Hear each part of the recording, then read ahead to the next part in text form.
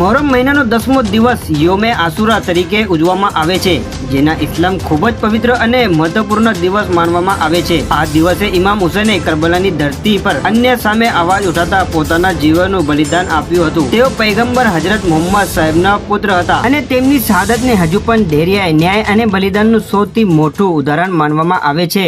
આસુરાની તારીખ દર વર્ષ મોહરમના મહિનાના ચંદ્રના દર્શન પર આધારે રાખે છે, જે વિવિધ સ્થળોએ થોડી અલગ હોઈ શકે છે। આ વર્ષ આસુરા ભારતમાં 6 જુલાઈ 2025 રવિવારના રોજ ઉજવવામાં આ દિવસ ફક્ત શોકનો નથી, પણ સત્ય અને હક માટે ઊભા રહેવાની યાદ પણ છે। કરબલાની યાદમાં આજે વિશ્વના દરેક ભાગમાં કરબલા નામના સ્થળો બનાવવામાં આવે છે। શોક તાજિયા અને શોક સભાઓ આના પ્રતીક છે। દર વર્ષ મોહરમના 10મા દિવસે એટલે કે આસુરાના દિવસે તાજિયા કાઢવામાં આવે છે। જ્યારે આ દિવસ આવે છે ત્યારે વિશ્વના મુસ્લિમો ઊંડા શોકમાં ડૂબી જાય છે અને ઇમામ હુસૈનના તે મહાન બલિદાનને યાદ કરીને તેઓ તેમના વિશ્વાસ અને માનવતાને ફરીથી જાગૃત કરે છે।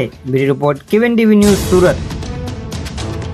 આજે મોહર્રમના પવિત્ર તહેવાર નિમિત્તે સુરત શહેરમાં કુલ 261 જેટલા નાના મોટા જો તાજિયા શહેરમાં અલગ અલગ વિસ્તારોમાં જો નીકળી રહ્યા છે અને રોડ રસ્તાઓ પર કોઈ તકલીફ ન પડે એના માટે જો SMCની ટીમ અને પોલીસની ટીમનું સંકલન છે અને તમામ આયોજકોને સંકલન સારી વ્યવસ્થા કરવામાં આવેલી છે। અને આ એવા દિવસ છે જો સુરતના શહેરના તાસીર છે કે તમામ કોમના લોકો હળી મળીને રહીને જો અમે સુરતના આગળ લઈને જાય છે। એને જ આજે જો એક મિસાલ પણ પેશ કરવામાં આવી, જ્યાં માનનીય કેન્દ્રીય મંત્રી શ્રી CR પાટીલ સાહેબ, માનનીય મેયર શ્રી, સાંસદ શ્રી, MLA શ્રી, તમામ જો પદાધિકારીઓ અહીંયા હાજર હતા જો અને અમે પોલીસ તરફથી સુરક્ષાના તમામ જવાબદારી પોલીસ નિભાવી રહ્યા છે। કરીબ 5000 જેટલા પોલીસના બંદોબસ્ત ડિપ્લોયડ છે। તમામ ટેકનિકલ ચીજો છે બંદોબસ્તના જો સુપરવિઝન કરવામાં આવી રહ્યા છે।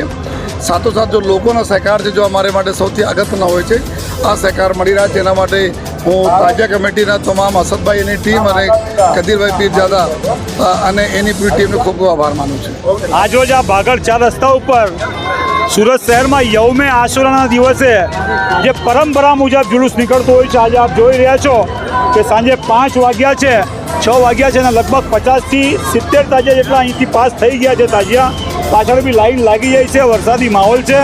કોમી એકતાના માહોલમાં માનનીય સાંસદ શ્રી, માનનીય પોલીસ કમિશનર શ્રી અનુપમસિંહ ગેહલોત સાહેબ, માનનીય મેયર શ્રી, ધારાસભ્યશ્રીઓ, માજી મેયર કદીર પીરજાદા સાહેબ, તમામની હાજરી વચ્ચે અહીંયા આપણે સ્ટાર્ટ આપ્યું છે મહાનુભાવોના હસ્તે। અને જે વહેલા 10 આવ્યા હતા તે પહેલાં, એટલે વહેલા આવે તે પહેલાં એ દ્રષ્ટિએ તમામ તાજિયાઓને 10 જણની ટ્રોફી આપવામાં આવી છે અને આ જુલુસને આગળ રપાવ્યો છે। આશા રાખીએ આપણે આ લગભગ અમારા મુનીરભાઈનો, અઝીઝભાઈ પટેલ, આ કલાત્મક તાજિયો છે ખૂબ અને ક્રાંતિકારી કરી છે એમણે કે આજથી 10 વર્ષ પહેલાં 25 ફૂટ, 30 ફૂટ, 40 ફૂટનું બનતા હતા, પણ પોલીસ કમિશનર સાહેબે જાહેરનામું બહાર પાડ્યું અને 9 ફૂટની હાઈટ આપી।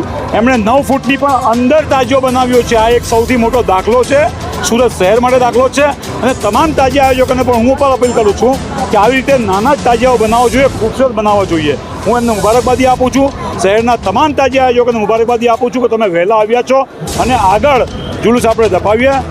નારે તકબીર, અલ્લાહુ અકબર, બોલો બોલો મોહમ્મદીન, યા હુસૈન, યા હુસૈન।